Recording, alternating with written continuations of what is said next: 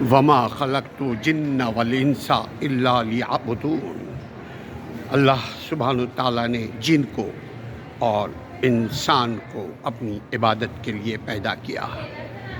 بہت تیزی سے زندگی سے ہمارا وقت نکل رہا ہے، ہم اللہ کی عبادت میں لگے رہیں۔ اللہ کی عبادت دو ہے، ایک جو اللہ کا فرمان، اللہ جس طرح عبادت کرنے کا طریقہ ہمارے نبی صلی اللہ علیہ وآلہ وسلم نے عطا فرمایا، ہمیں سکھایا ہے، اس طرح ہم عبادت کریں، اور دوسرا انسانیت کے خلاف کام نہ کریں، بنی نوع انسانیت کی خدمت۔